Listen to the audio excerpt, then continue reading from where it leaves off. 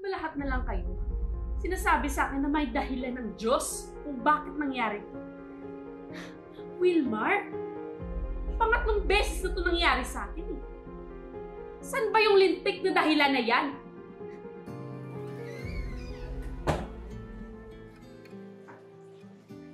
Mahal. Oh, mahal. Wow, look at you, mahal. Napakaganda mo naman. Mabait, maalaga.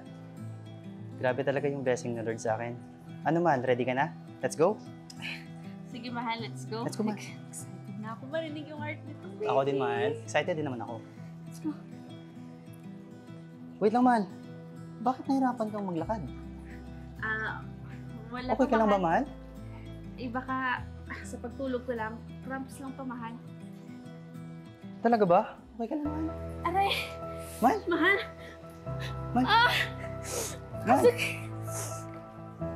Wait ka man, mahal. Tatawag lang muna ako ng tulong.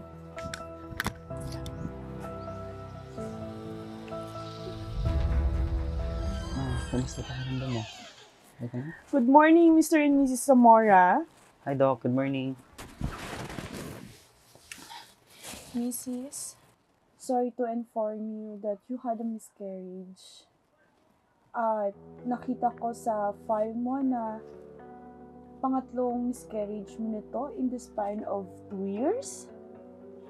Mrs. advice ko na take a break ka muna at we will run some tests para makita kung anong sanhi nito. At siguro magpahinga ka muna at bibigyan na lang kita ng mga medication mo for your fast recovery. And again, sorry for your loss, Mr. and Mrs. Zamora. Kailangan ko nang umalis. Sige po, Doc. Maraming salamat. Walang problema. Thank you, Doc, ha. Sige. Ingat po kayo, Doc.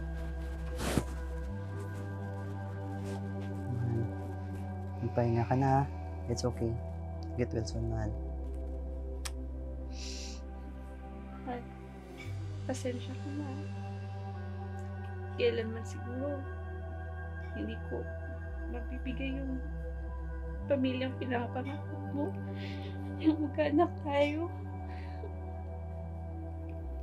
Ano ba pinagsasabi mo, mahal? Siguro may dahilan Diyos bakit nangyari to. Sige na, magpahinga ka na, mahal.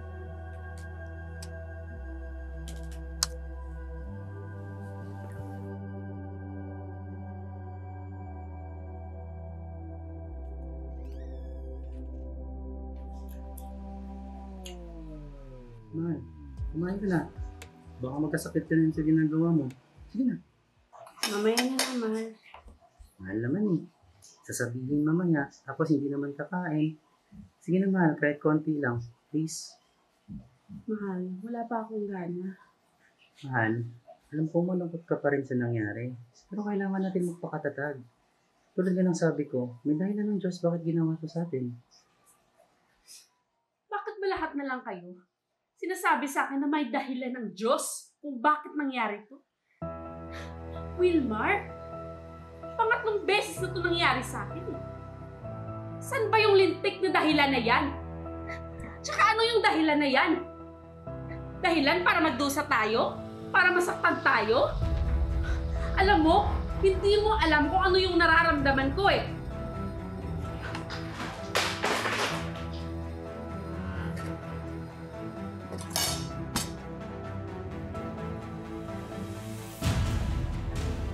Na, Father. Okay lang. May awa ang Diyos. Tara, Father. Pasok tayo. Tara, Father. Thank you. Mahal, kasama ko pala si Father. Father, upo ka. Father, Awa ng napadalaw Diyos. pa kayo. Kinakamusta ka lang, Pebs? Kasi ilang linggo ka nang hindi naka-attend sa prayer meeting natin. Tsaka, na-miss namin yung papansit mo.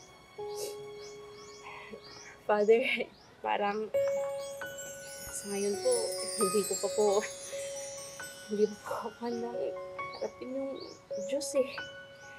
Kasi, ang bigat po talaga ng nangyari sa amin.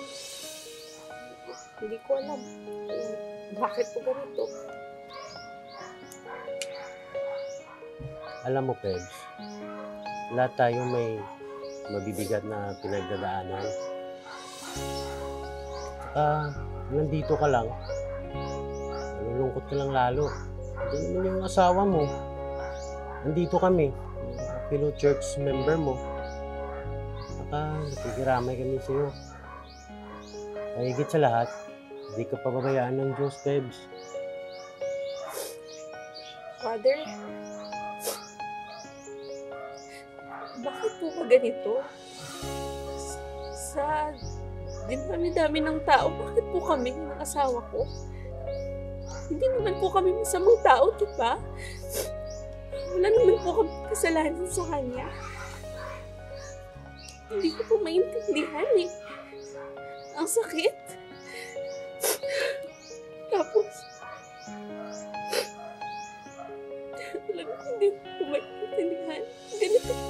Ganito ba yung Diyos? Sasaktan kami? Paparusahan? Father, paliwanag mo ka. Bakit kami? We put Him in the center of our relationship. Nagsakripisyo kami. Bakit ganito? Alam mo, Pebs, sa lahat ng nangyayari sa mundong ito, hindi natin alam, walang kasagutan. Lahat, yung nangyayari sa mundo hindi natin alam. Pero hindi lahat na kinukuha ng Diyos na mahal natin sa buhay ay bibigyan tayo ng parusa. Mahal tayo ng Diyos. Naramdaman niya yung dusa at sakit na naranasan natin. Saka binibigyan niya tayo ng mga mahirap na bagay sa buhay. Kakayanin natin yun kasi pagsubok na binigay niya sa atin.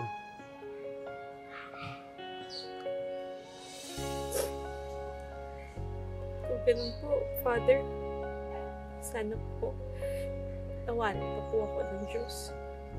Pebs, may walang hanggang kapatawaran ng Diyos. Saka, may bibigay pala ako sa'yo. Our Lady of Miraculous Medal.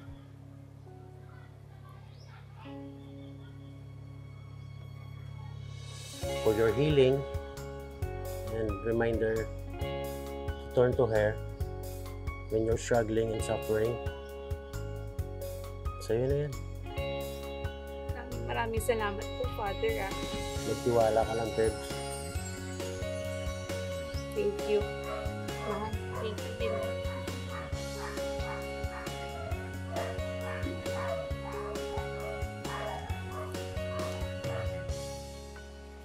Mahal, kanina ka pa dyan. Hindi ka pa ba tapos dyan? Mahal naman eh. Ang ingay mo. Baka marinig ka nila. Sisirain mo pa yung surprise ko eh. Yes. Pero mahal, alam mo, hanggang ngayon, hindi pa rin ako makapaniwala. Ako din, mahal eh. 10 years old na yung mga anak natin. Parang kailan ng mahal, oh. Oo nga. Alam mo, mahal, sobrang bait talaga sa atin ng Diyos. Oo nga eh. Binigyan niya tayo ng anak. Hindi lang isa, dalawa pa. Tsaka, ang gaganda pa, mababait, di ba? Di ba, naalala mo yung sinabi ko sa'yo? Di ba, tulad ng sabi ko, hindi tayo pababayaan ng Diyos. Tsaka, nadinig yung dasal natin, yung nanggaling sa puso natin, mahal. Mahal, thank you talaga. Hindi mo ko sinukuan. Kailang mahal. Mahal din kasi kita eh. Mahal, punta natin mga bata. Sige.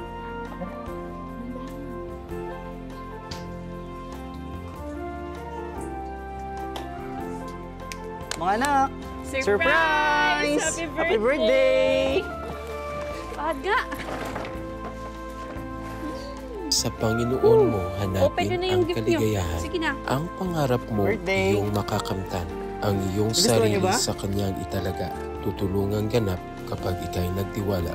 Ang kabutihan mo ay maliwanag katulad ng araw kong tanghaling tapat.